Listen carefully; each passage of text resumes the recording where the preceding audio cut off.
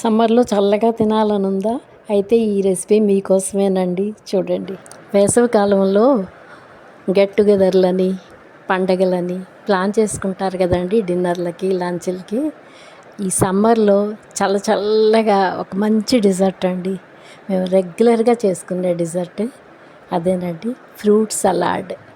చాలా టేస్టీగా ఉంటుంది, తింటుంటే హాయిగా కూడా ఉంటుంది, చేసుకోవటం కూడా చాలా ఈజీ అన్నమాట. ఒకసారి ఆ రెసిపీ ఏంటో మీరే చూడండి, చూసి తప్పకుండా చేసుకోండి. చాలామందికి తెలుసు ఈ రెసిపీ.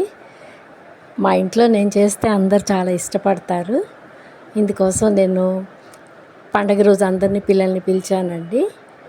ఒక 1.5 లీటర్ మిల్క్ తీసుకున్నానండి. అన్ని రకాల ఫ్రూట్స్ వేసాను, చాలా ఎక్కువ ఫ్రూట్స్ వేసాము. తర్వాత డ్రై ఫ్రూట్స్, ఖర్జూరము, మళ్ళీనేమో జీడిపప్పు, కిస్మిస్లు అవి కూడా వేసామండి. తర్వాత కలర్ఫుల్గా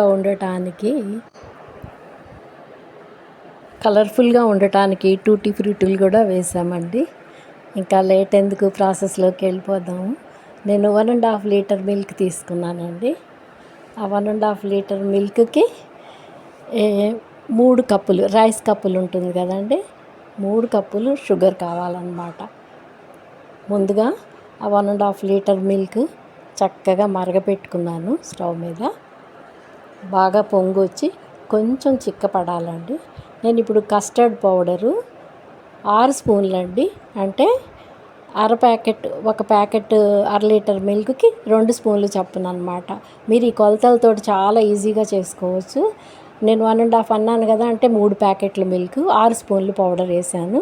వేసి వాటిని నీళ్ళల్లో బాగా ఉండలు లేకుండా కలిపేసుకున్నాను అనమాట.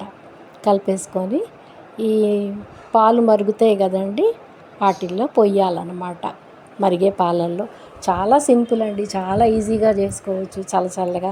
ఇదిగో పాలు పొంగొచ్చాయండి. పొంగొచ్చినా కానీ ఒక 2 నిమిషాల నుంచి కొంచెం దగ్గరగా అవ్వాలి పాలు కూడా.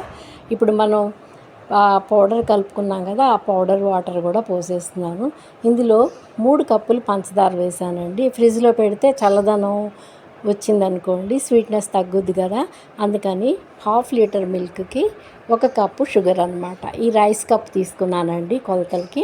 ఆ రైస్ కప్తో 3 కప్పులు వేసాను. బాగా మిక్స్ చేసుకోవాలండి. వీటిని మిక్స్ చేసుకొని నేను ఈవినింగ్ చేశాను కదా, నైట్ అంతా డీప్ ఫ్రిడ్జ్లో పెట్టానండి.